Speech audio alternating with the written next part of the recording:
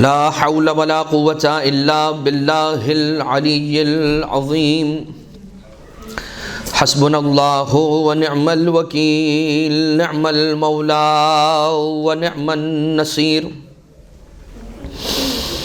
أعوذ بالله من الشيطان اللعين الرجيم بسم الله الرحمن الرحيم حمدا لك يا ذا الجود والإحسان والفضل والطول والامتنان وصلاة وسلاما على من لا ينطق عن الهوى إن هو إلا وحي يوحى حبيب قلوبنا وشفيع ذنوبنا وطبيب نفوسنا مولانا ومولى الثقلين جد الحسن والحسين أبي القاسم المصطفى محمد صلى الله على محمد وعلى محمد وعلى آله الذين أذهب الله عنهم الرجس وطهرهم تطهيرا اللهم صل على محمد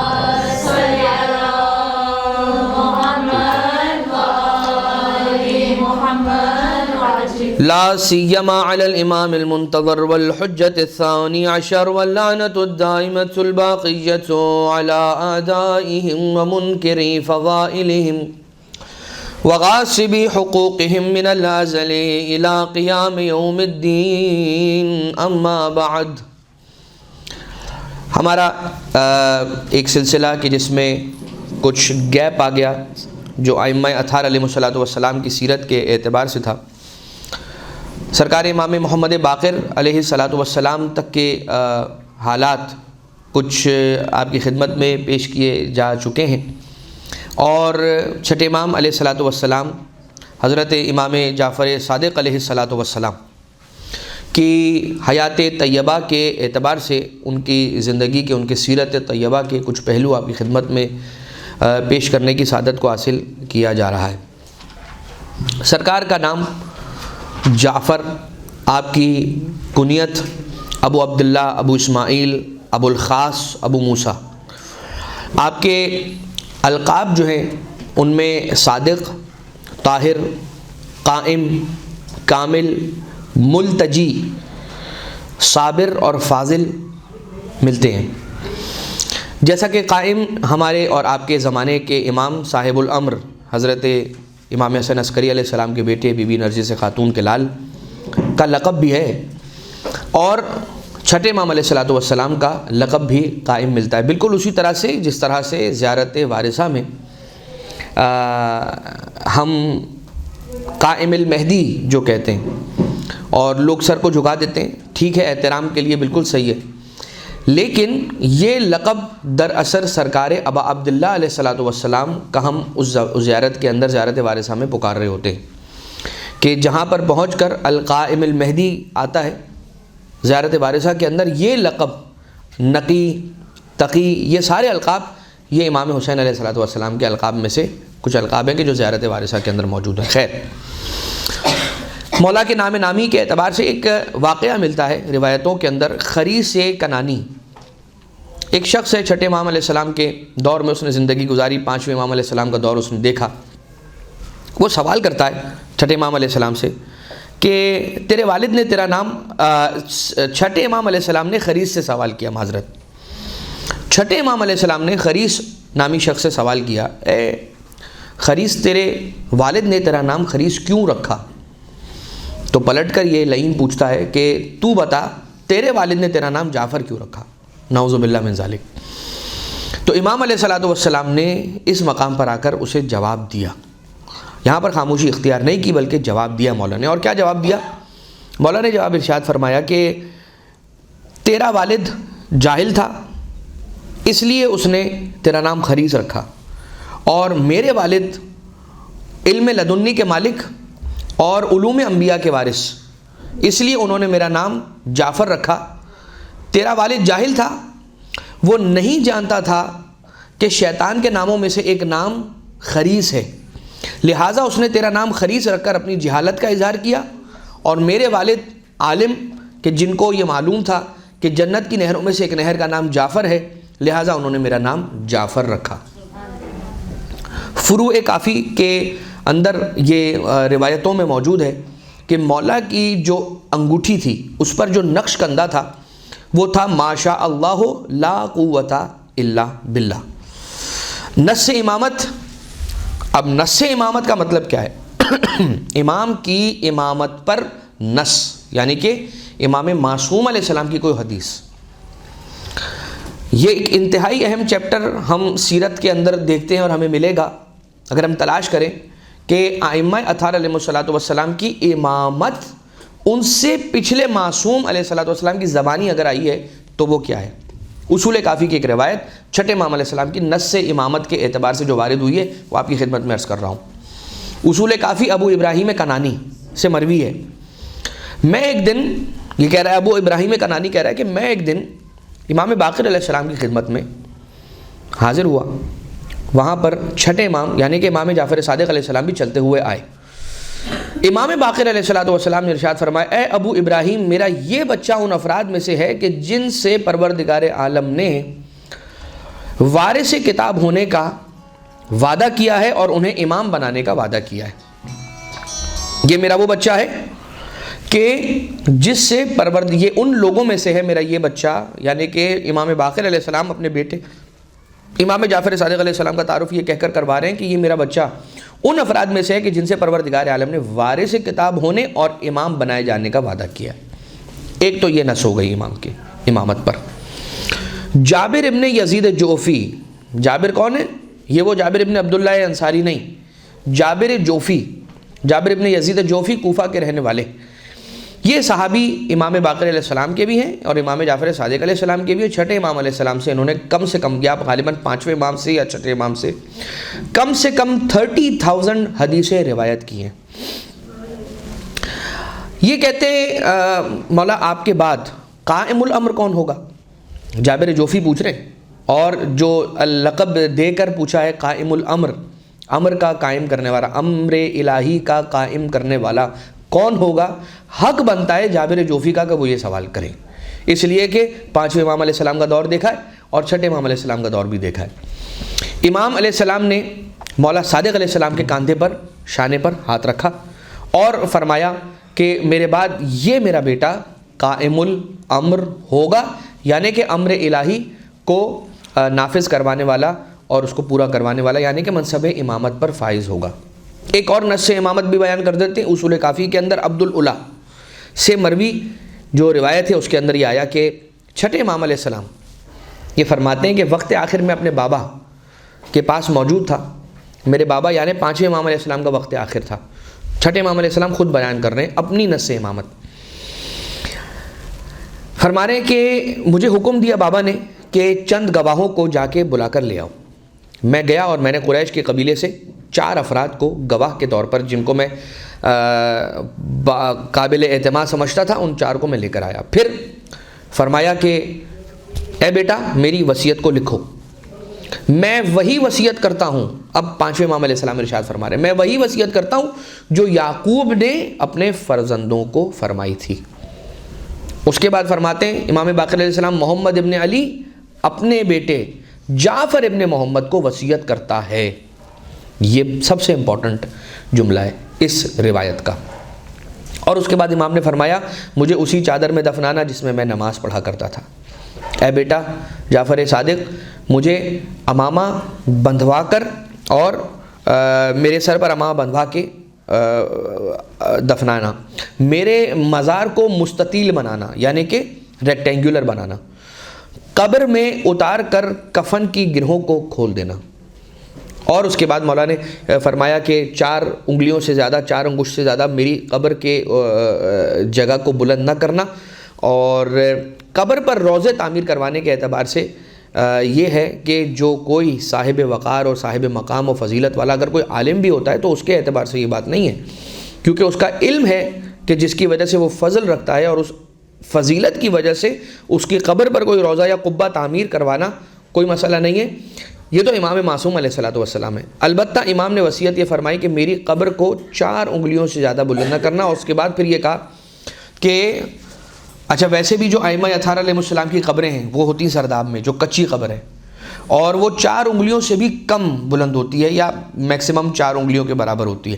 خیر، اس کے بعد امام باقر علیہ السلام نے اپنے بیٹے امام جعفر صادق علیہ السلام کی طرف اشارہ کیا اور کہا کہ اب ان گواہوں کو روانہ ہو جانے کا حکم دو، ان کو سب کو بھیج دو۔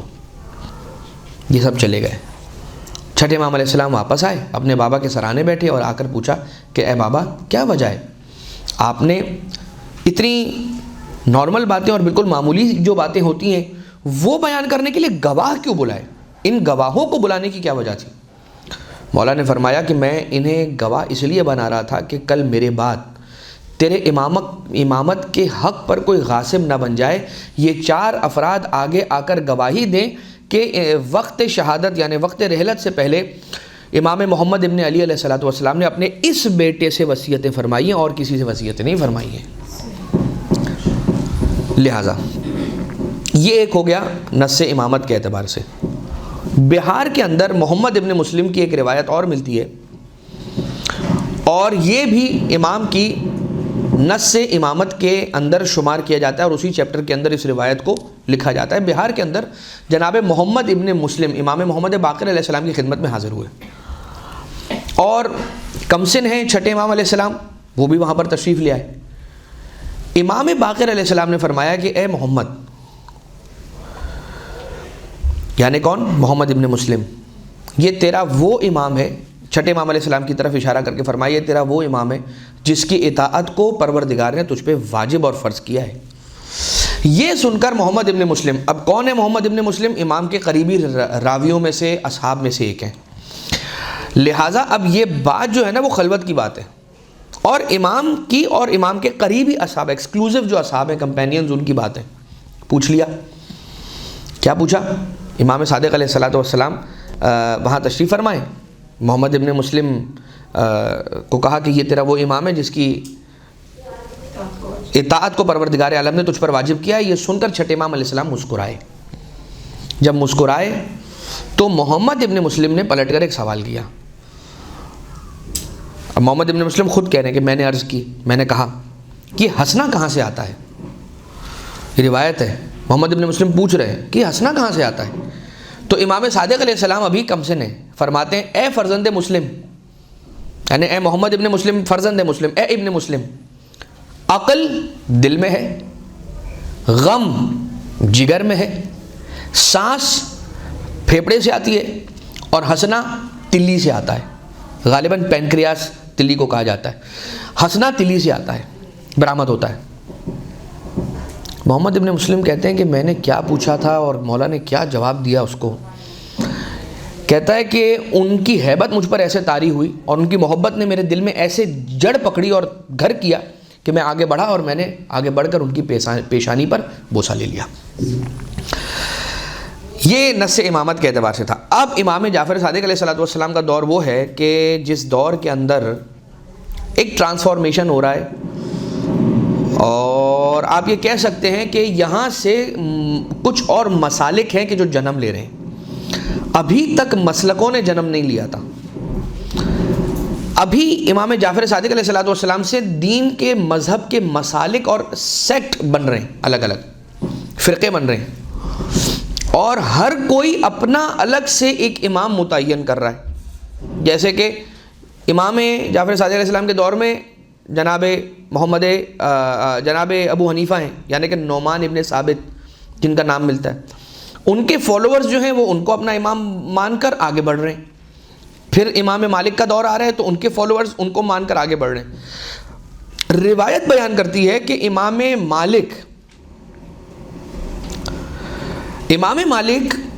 ابن انس امام جعفر صادق علیہ السلام کے بارے میں کچھ فرما رہے ہیں۔ یہ روایت کہاں پر لکھی ہوئی ہے؟ شیخ صدوق نے اپنی کتاب الخصال میں لکھی ہے۔ راوی کون ہے؟ محمد ابن زیاد ازدی سے روایت ہے۔ محمد ابن زیاد ازدی کہتا ہے کہ میں نے مالک ابن انس جو کہ مدینہ کا ایک فقیہ تھا اس سے سنا ہے۔ اب چھٹے امام علیہ السلام کی فضیلت سنیں امام مالک سے۔ میں نے مالک ابن انس جو کہ مدینہ کا ایک بڑا فقیہ تھا اس سے سنا ہے۔ کیا سنا ہے؟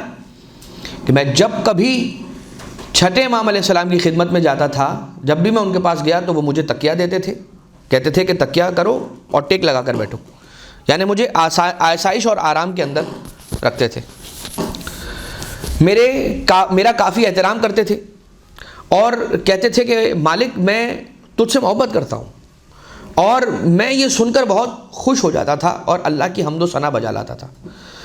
میں نے جعفر ابن محمد علیہ السلام کو ہمیشہ 3 میں سے کسی ایک حالت میں دیکھا ہے، یا وہ قیام کی حالت میں ہوتے تھے، یا وہ صیام کی حالت میں ہوتے تھے، یا مناجات الہیہ کر رہے ہوتے تھے۔ امام جعفر صادق علیہ السلام کے لیے یہ کہتا ہے کہ وہ اپنے دور کے، امام مالک کہہ رہے ہیں کہ جعفر صادق علیہ السلام اپنے دور کے عظیم ترین زاہدوں میں سے تھے جو ہر وقت خوف خدا سے لرزتے رہتے تھے۔ ملتا ہے کہ جب حج کے لیے لبیک کہنے کا وقت آتا تھا تو چھٹے امام علیہ السلام میقات پہ جا کر احرام کی 2 چادریں پہن کر جب نیت کر کے لبیک اللہم لبیک تلبیہ کہنے کا وقت آتا تھا تو لبیک کہنے سے پہلے ان کا رنگ زرد ہو جاتا تھا۔ کوئی جا کر پوچھتا تھا کہ مولا کیا وجہ ہے، کیا سبب، کیا حکمت ہے؟ تو مولا ارشاد فرماتے تھے کہ میں سوچتا ہوں کہ میں تو یہاں سے لبیک کہوں، کہیں وہاں سے لا لبیک کی صدا نہ آ جائے۔ خوف خدا سے ہر وقت لرزتے رہتے تھے، بے شمار احادیث نبویہ کے حامل اور حافظ تھے، اور ان کی محفل میں بیٹھنے والا ہر قسم کا شخص اپنی اپنی فکری سطح سے کوئی نہ کوئی فائدہ اور بات لے کر اٹھتا تھا، کوئی خالی نہیں جاتا تھا ان کی بارگاہ سے اور ان کی بیٹھک سے۔ جب بھی وہ قال رسول اللہ صلی اللہ علیہ وآلہ وسلم کہتے تھے تو ان کی آنکھیں نم ہو جایا کرتی تھیں اور ان کی آنکھوں سے آنسو جاری ہو جایا کرتے تھے۔ تو اب یہ جو مالکی مسلک کے افراد ہیں وہ دیکھیں کہ ان کے سیکٹ کے جو امام ہیں وہ خود کن کی فضیلتوں کو بیان کر رہے ہیں اور وہ خود کنہیں بزرگ مان رہے ہیں اور بڑا مان رہے ہیں، چھٹے امام علیہ السلام۔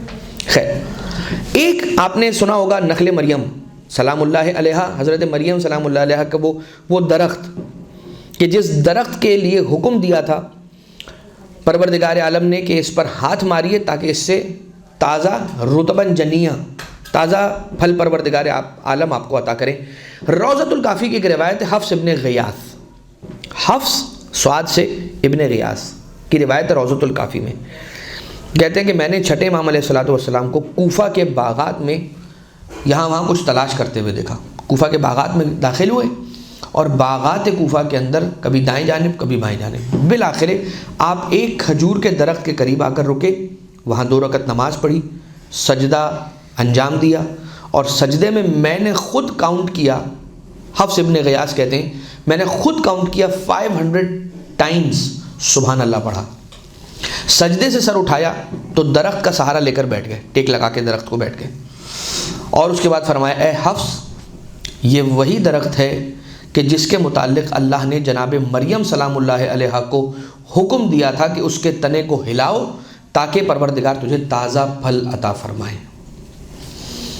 آج بھی اب جو تاریخ کی کتابیں ہیں ان کے اندر یہ لکھا ہوا ہے کہ آج بھی وہ نخل مریم کا مقام اب تو نہیں ہے، معذرت کے ساتھ اب تو نہیں ہے، لیکن آپ جو تاریخ کربلا کی کتاب اٹھا کر دیکھیں، تاریخ روضہ امام حسین علیہ السلام اٹھا کر دیکھیں تو کسی زمانے میں نخل مریم سلام اللہ علیہ کا مقام بالائے سر سرکار ابا عبداللہ علیہ السلام موجود ہوا کرتا تھا۔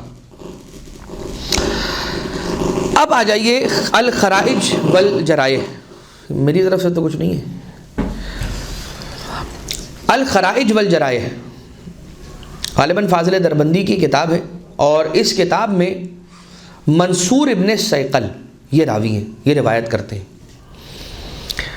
کیا اہل بیت اطہار علیہ السلام کے چاہنے ماننے والوں کا عمل کس بلندی پر ہے اس کو سماعت فرمائیں۔ چھٹے امام علیہ السلام کی سیرت کا ایک پہلو، الخرائج والجرائح، منصور ابن سیقل 1 سال کہتا ہے کہ میں حج پر گیا، حج سے فارغ ہو کر میں شہر مدینہ آیا، روضہ رسول پر گیا، میں نے رسول اکرم کی قبر اطہر کی زیارت کی، زیارت کے بعد جب میں واپس آنے لگا تو میں نے دیکھا کہ مزار رسول صلی اللہ علیہ وآلہ وسلم پر فرزند رسول سجدہ ریز ہیں۔ انہیں جب میں نے دیکھا تو میں بھی بیٹھ گیا ان کے پاس جا کر، اور ان کا سجدہ اتنا طولانی ہوا کہ اب میں نے کاؤنٹ کرنا شروع کیا کہ سبحان اللہ سبحان اللہ سبحان اللہ کتنی مرتبہ پڑھ رہے ہیں،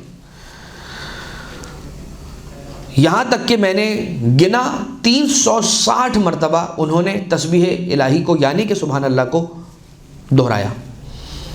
اس کے بعد مولا نے اپنا سر اقدس اٹھا لیا، گھر تشریف لائے۔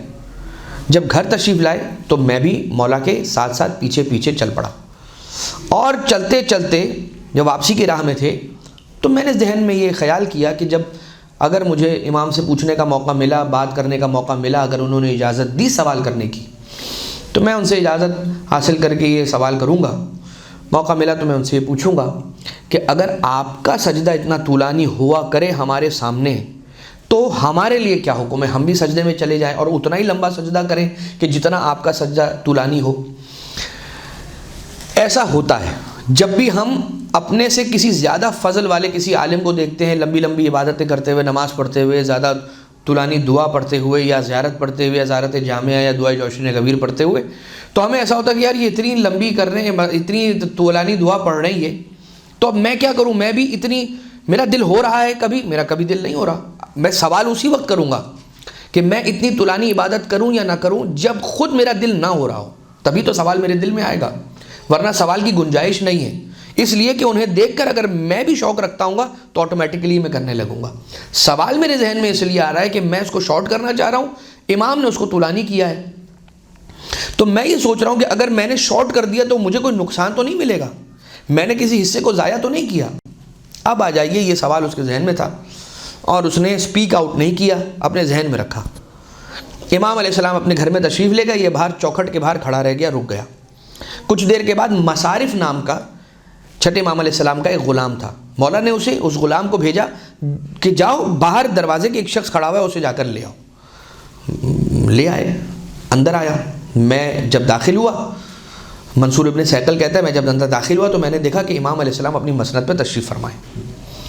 مجھے دیکھتے ہی فرمایا تم کم پڑھو یا زیادہ پڑھو تمہیں اختیار ہے، یعنی کہ اس کے ذہن میں سوال ہے، امام علیہ السلام اس کو سوال کرنے کا موقع نہیں، سوال کرنے کی زحمت نہیں، سوال کرنا ہی نہیں پڑ رہا، امام علیہ السلام اس کے سوال کو اس کے ذہن سے پڑھ کر بیان کر رہے ہیں، تم کم پڑھو یا زیادہ پڑھو تمہیں اختیار ہے، لیکن یہ یقین رکھو کہ بارگاہ الہی میں قبول صرف تمہارا ہی عمل ہوگا۔ مولا یہ منصور ابن سیکل کے پاس ہے کیا ایسا کہ صرف اسی کا عمل قبول ہوگا؟ عجب نہیں کہ چھٹے امام علیہ السلام ارشاد فرمائیں کہ تم نہیں جانتے منصور ابن سیکل کے دل میں ہماری مودت بستی ہے۔ یہی وہ مودت ہے کہ جو عمل کی روح ہے، انسان ساری زندگی عمل کرتا رہے، اس وقت سے لے کر آج تک، اور نہیں معلوم کتنے ہیں ملائکہ میں، اس وقت میں اگر کاؤنٹ کیا جائے تو سب سے بڑا عبادت گزار تو وہی تھا عزازیل، کہ جو ابلیس ہوا، شیطان بنا۔ تو کثرت عبادت، کثرت سجود، کثرت اعمال یہ کرائٹیریا نہیں ہے، یہ معیار نہیں ہے۔ معیار کیا ہے؟ اس عمل کو قبول کروانے والی چیز۔ امام فرما رہے تم کم کرو یا زیادہ، فارمولہ دے دیا مولا نے، تم کم پڑھو یا زیادہ یہ تمہیں اختیار ہے، مطلب اگر تم کم بھی پڑھو تو بھی کوئی مسئلہ نہیں، زیادہ پڑھو تو یہ تمہارا اپنا شوق ہے، لیکن یہ یاد رکھنا کہ کم کرو تو بھی تمہارا قبول ہے، زیادہ کرو تو بھی تمہارا قبول ہے۔ اور دوسرے کے جن کے دلوں میں مودت اہل بیت اطہار نہیں ہے، وہ کم کریں تو بھی قبول نہیں ہے، ساری زندگی سر مار مار کے سجدہ پروردگار عالم میں جھکے اور گرے رہیں تب بھی ان کی عبادتیں قبول نہیں ہیں۔ یہ میں اپنی جانب سے نہیں کہہ رہا، بلکہ چھٹے امام علیہ السلام ہی کی روایت ہے۔ جب کسی شخص نے امام سے پوچھا، ایک اس گروہ کے بارے میں، بہت زیادہ تفصیل میں نہیں جاؤں گا، ایک اس گروہ کے بارے میں کہ جس گروہ کے بارے میں یہ بات ہوئی کہ یہ ان کی عبادتیں قبول نہیں ہیں اور تمہاری قبول ہیں، تو امام علیہ السلام نے شیطان کی مثال دی، اور امام علیہ السلام نے ارشاد فرمایا کہ اللہ نے کیا مانگا تھا شیطان سے؟ وہ ہزاروں کروڑوں سجدے جو اس کی مرضی کے تھے وہ، یا ایک سجدہ جو رب کی مرضی کا تھا؟ وہ کہا ایک سجدہ جو رب کی مرضی کا تھا۔ تو تو کہا ان باقی سجدوں کا کہا کیا ہوگا؟ کہا نہیں، وہ اس نے اپنی مرضی سے کیے ہیں۔ تو انسان کی اپنی مرضی کا نام عبادت نہیں ہے، رب کی مرضی کو پورا کرنے کا نام عبادت۔ اور کہا کہ اللہ نے آدم علیہ السلام کو سجدہ کرنے کا حکم دیا، انہوں نے وہ نہیں کیا، لہٰذا اب وہ جتنا سجدہ کر لے وہ کچھ بھی قبول نہیں۔ ساری زندگی عبادتیں کرتے رہے، غدیر خم میں رسول نے علی کو مولا بنایا، تم نے سب مانا، علی کو مولا نہ مانا تو تمہارا کچھ قبول نہیں ہے۔ یہ امام علیہ السلام نے فرمایا ہے، چھٹے امام علیہ السلام کی حدیث ہے کہ ان کا نہ ماننا بالکل ایسا ہی ہے علی کو کہ جیسے شیطان کا حضرت آدم علیہ السلام کو نہ ماننا۔ خیر، اب آ جائیے، ایک نام ہے تاریخ کا، اس کا نام ہے سفیان ثوری۔ یہ صوفی مذہب کا منشئ ہے یا اس کا سٹارٹ کرنے والا ہے۔ صوفی مذہب یا صوفی جو اسکول آف تھاٹ ہے، اس کے یہ روح رواں لوگوں میں سے سفیان ثوری۔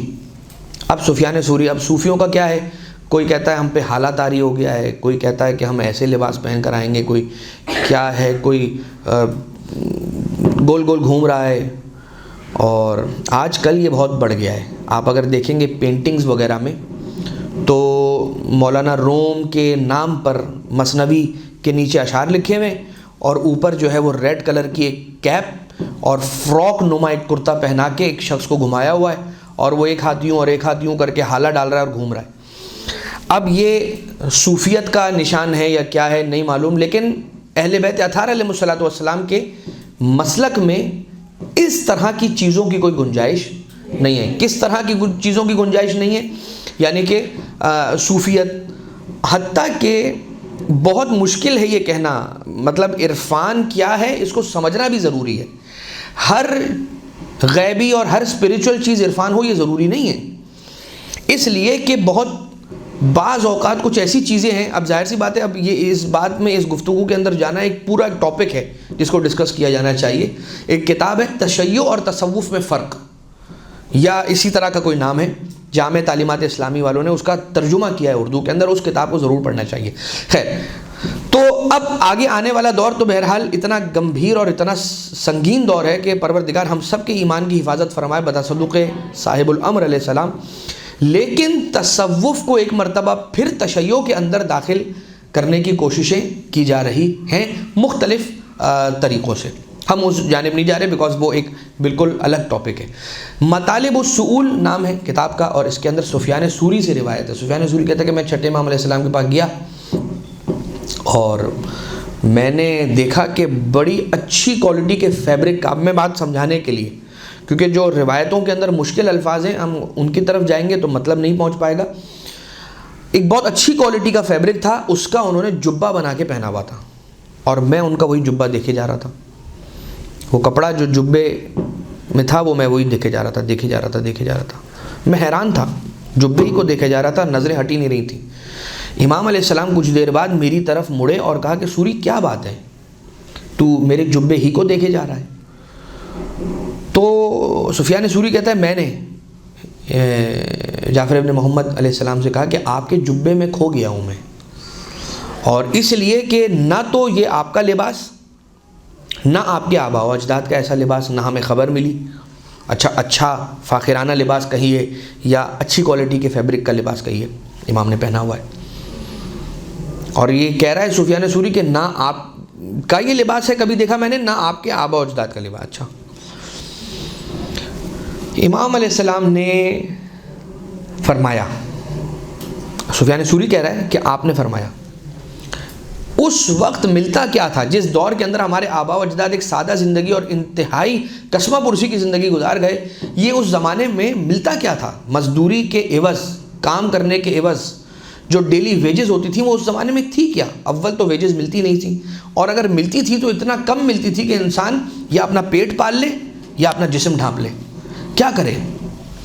آج اگر اللہ کے فضل سے امت مسلمہ کے پاس وافر ریسورسز ہیں اور امت مسلمہ کے حالات اتنے اچھے ہیں کہ وہ پرچیزنگ پاور بڑھ گئی ہے اور خرید کے کچھ اچھا پہن سکتے ہیں، تو کیوں نہ پہنے؟ مطلب بتا دیا کہ صوفیت کا یہ طریقہ ہے کہ اچھا پہننے اوڑھنے کی پاسبلٹی کے باوجود بھی خستہ اور پھٹا ہوا لباس پہن کر آئیں گے، اور دل میں کیا ہے؟ چاہتے ہیں کہ اچھا پہنے. کیوں؟ ابھی آپ کو ظاہر ہو جائے گی بات. اور غالباً یہ واقعہ آپ لوگوں نے ہمیشہ سے سن ہی رکھا ہوگا، ممبروں سے پڑھا جاتا ہے یہ واقعہ. اللہ کا فضل ہے آج مسلمانوں کے پاس ریسورسز ہیں تو وہ کیوں اچھا پہنے اوڑھے نہیں، کیوں اچھا کھائیں پیے نہیں، کیوں اچھی سواری نہ رکھیں.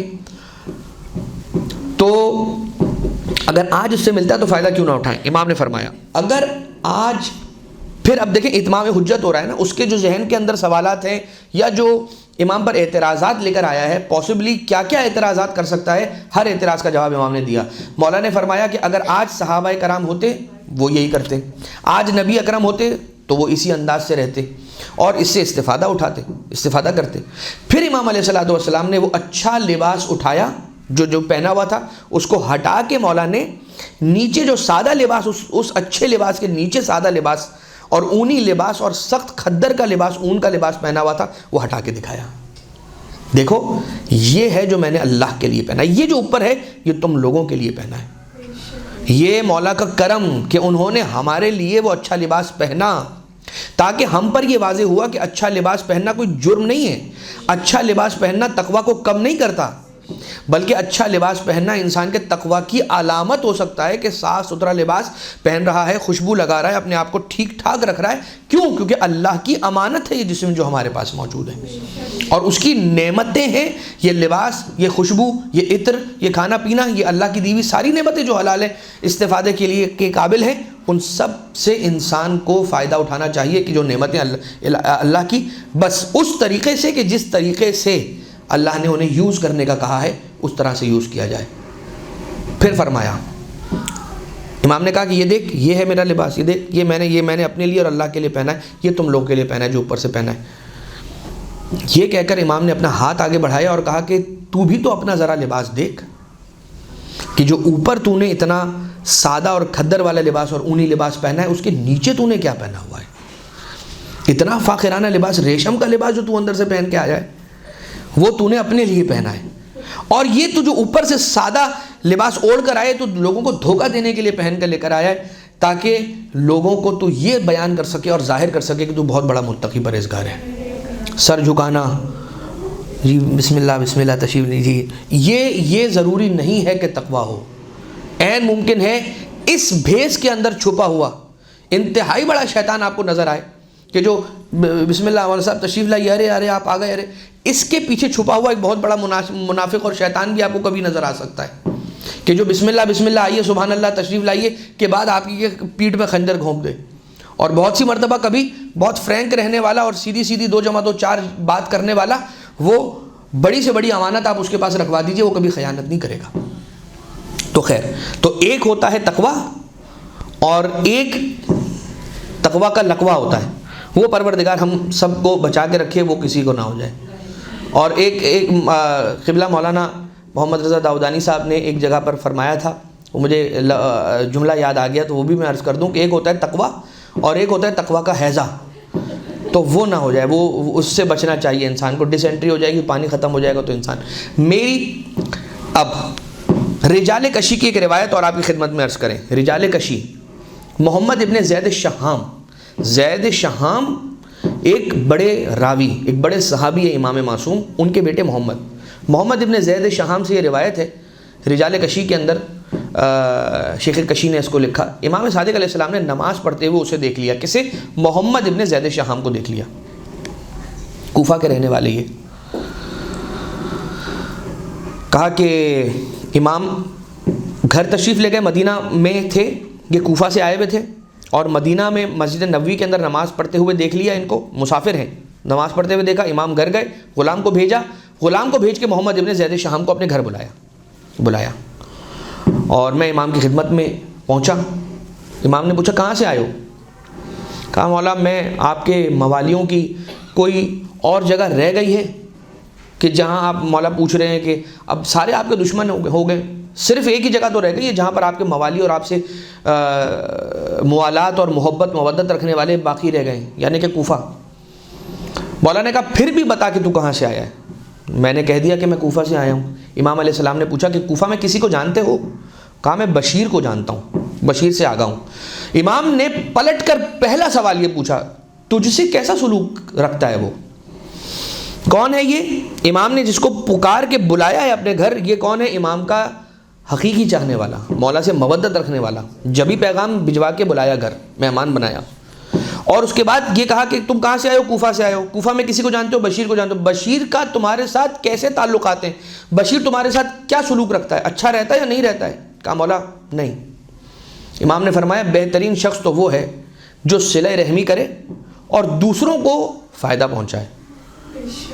امام فرماتے میں نے کوئی رات ایسی نہیں گزاری جس میں کسی کی حاجت روائی نہ کر لی ہو، یعنی میں کسی رات بغیر کسی کی حاجت روائی، یعنی اس دن میں کسی کی حاجت روائی کیے بنا میں اس رات نہیں سویا ہوں۔ تیرے پاس کتنی رقم ہے؟ کہ مولا میں غریب آدمی ہوں، صرف 200 درہم لے کر آیا ہوں، میرے پاس 200 درہم ہے۔ امام علیہ السلام نے مجھے دیکھا اور کہا کہ وہ درہم ذرا مجھے دکھانا۔ کہا میں نے سارے کے سارے درہم کھول کے امام کے خدمت میں رکھ دیے۔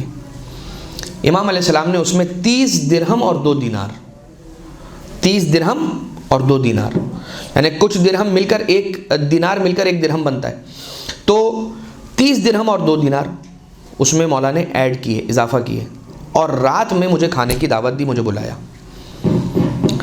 میں اس رات مولا کی خدمت میں حاضر ہوا، دعوت ہو گئی، میرا سفر ختم ہوا، میں واپس کوفہ چلا گیا۔ اگلا سال آیا، میں پھر مدینے آیا۔ اب یقیناً یہ حج کے ایام میں آئے ہوں گے اور اس کے بعد جو ہے یہ مدینہ تشریف لائے ہوں گے زیارت کے لیے۔ امام علیہ السلام نے دیکھ لیا ہوگا اور بلا لیا۔ اگلے سال کا مطلب یہ کہ پھر حج کا سیزن آیا اور یہ حج کر کے مدینہ آئے اور امام کی خدمت میں نہیں آئے، تو امام علیہ السلام نے پھر ان کو اس کے بعد والے سال جب آئے تو پیغام بھجوایا کہ بھائی غلام کو بھجوا کے کہا کہ بلا کر لے کر آؤ، بلا کر لے کر آؤ۔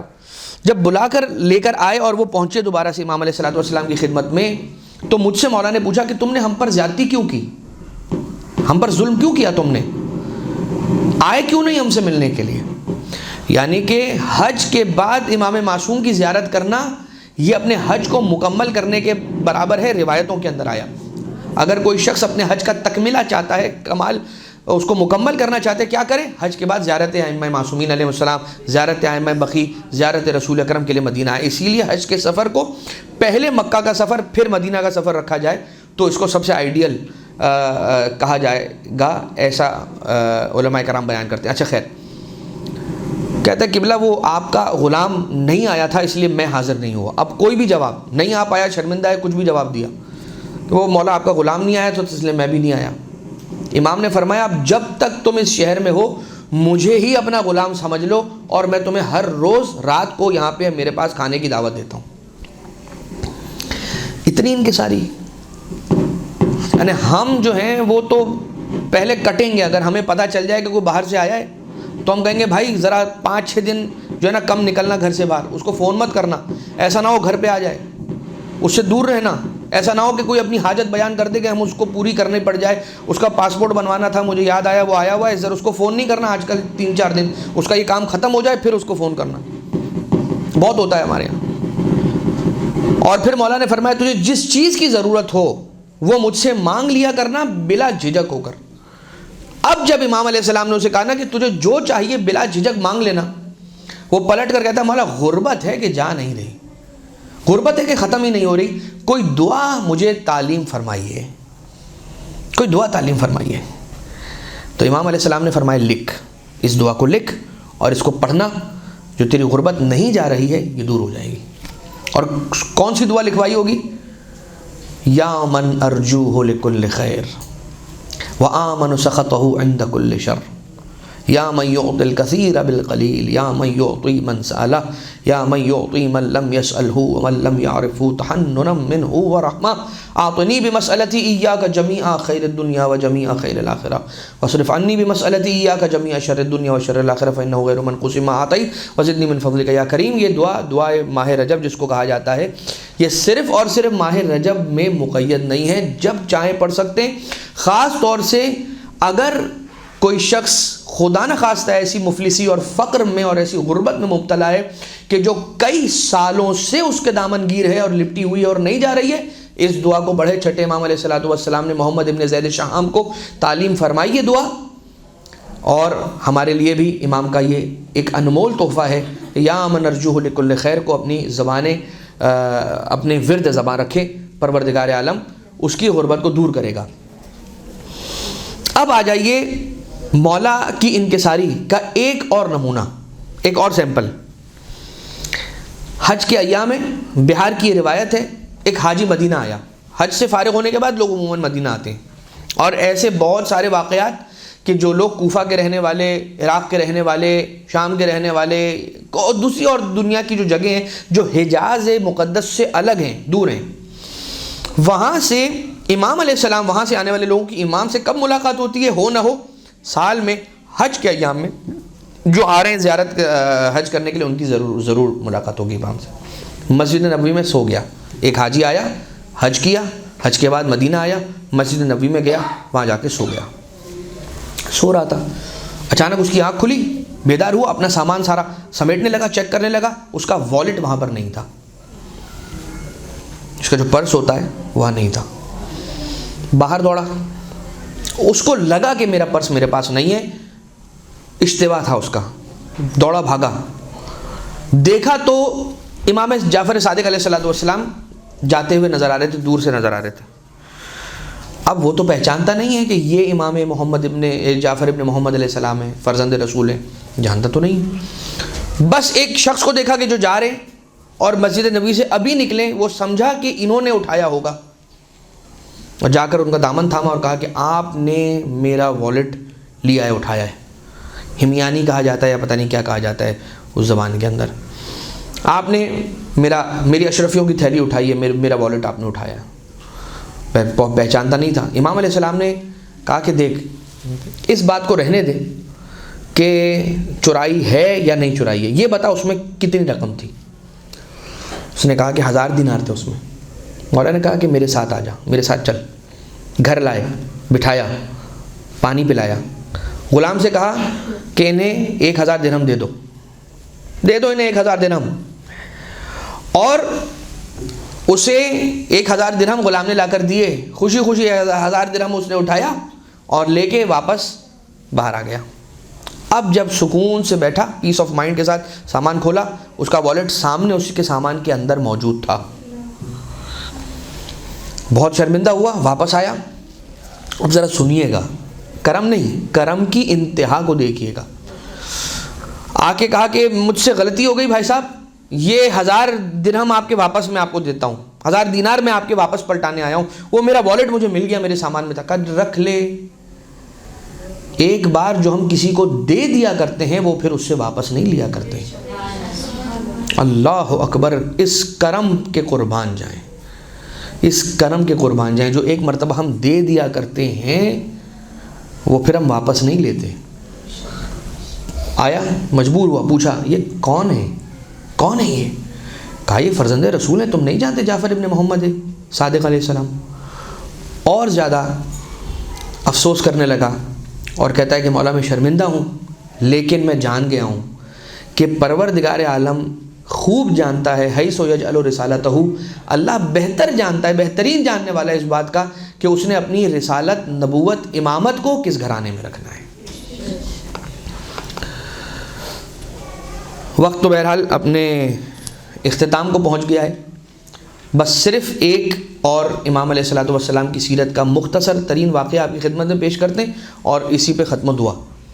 عمالیہ توسی کی روایت ہے، سرکار امام کاظم علیہ السلام فرماتے ہیں کہ میں اپنے بابا کے پاس بیٹھا ہوا تھا۔ اشجع نام ہے شاعر کا، یا تخلص ہے یا نام ہے۔ امام علیہ السلام کی طبیعت ٹھیک نہیں تھی، کہتے ہیں 7ویں امام کہ میرے بابا چھٹے امام کی طبیعت بھی ناساز تھی۔ امام نے، میرے بابا نے جیسے ہی اشجع کو دیکھا تو اٹھ کر بیٹھ گئے۔ شاعر ہے، کہا کہ یہ بتا کچھ نیا لکھا ہے؟ کیا نیا، کیا لکھا ہے؟ ہمارے جد کے فضائل، ہمارے جد کے مصائب کچھ لکھا ہے؟ کہا جی مولا بالکل لکھا ہے، لیکن آپ کی طبیعت ناساز تھی تو پھر میں کسی اور موقع پر۔ کہا نہیں ابھی سنا، آج سنا۔ قصیدہ سنایا، قصیدہ سن لیا مولا نے۔ پوچھا غلام سے کہ تیرے پاس کتنے پیسے پڑے ہوئے ہیں؟ کہا کہ 400 درہم ہے یا 400 دینار ہے، 400 دینار ہے۔ امام علیہ السلام نے کہا کہ یہ اشجع کو دے دے۔ لے کر شکریہ ادا کیا، اور واپس جانے سے پہلے امام علیہ السلام سے کہا کہ مولا دیکھیں میں سفر طے کرتا ہوں، آنا جانا میری ٹریولنگ ہوتی ہے، راستے میں خطرناک صحراؤں سے گزرتا ہوں، جنگلات سے گزرتا ہوں، تو مجھے کبھی خوف پیدا ہوتا ہے کہ کوئی حیوان، کوئی وحشی درندہ آ نہ جائے، کوئی پکڑ نہ لے، کوئی مجھے کھا نہ جائے، کوئی مار نہ دے، لہٰذا مجھے کوئی ایسی چیز تعلیم فرمائے کہ یہ مجھے خطرہ نہ رہے۔ فرمایا جب کبھی کسی صحرا سے گزرنا، جب کبھی کسی جنگلات سے گزرنا، تو اپنا سیدھا ہاتھ، دایاں ہاتھ، اگر تجھے کبھی خوف ہو تو اپنا دایاں ہاتھ اپنے سر پر رکھنا، اور اس کے بعد یہ آیت پڑھ لینا، غالباً سورہ آل عمران کی 83 نمبر کی آیت ہے، افا غیر دین اللہ یبغون وَلَهُ أَسْلَمَ مَنْ فِي السَّمَاوَاتِ وَالْأَرْضِ طَوْعًا وَكَرْهًا وَإِلَيْهِ يُرْجَعُونَ۔ کہتا ہے مولا نے جب مجھے یہ آیت تعلیم فرمائی، افا غیر دین اللہ یبغون، افا غیر دین اللہ یبغون کو آپ سرچ کریں گے آپ کو مل جائے گی ایزیلی، وَلَهُ أَسْلَمَ مَنْ فِي السَّمَاوَاتِ وَالْأَرْضِ طَوْعًا وَكَرْهًا وَإِلَيْهِ يُرْجَعُونَ۔ اس کے بعد مجھے کبھی اپنی زندگی میں کتنے ہی خطرناک راستے سے گزرا ہوں، مجھے کبھی خطرہ محسوس نہیں ہوا۔ اس سلسلے کو اور اس حصے کو ہم یہیں پر روکتے ہیں، اس دعا کے ساتھ کہ پروردگار ہمیں معرفت ائمہ معصومین علیہ السلام نصیب فرمائے، اور نفاق کی بیماری سے، جو روحانی بیماری ہے، اس سے ہم سب کو پاک رکھے، ہم سب کے ایمان کی حفاظت فرمائے، اور صاحب الامر علیہ السلام کے ظہور میں تعجیل فرمائے، ہمیں مولا کے اصحاب میں شمار فرمائے۔ ربنا تقبل منا انک انت السمیع العلیم بجاہ محمد و آلہ الطیبین الطاہرین۔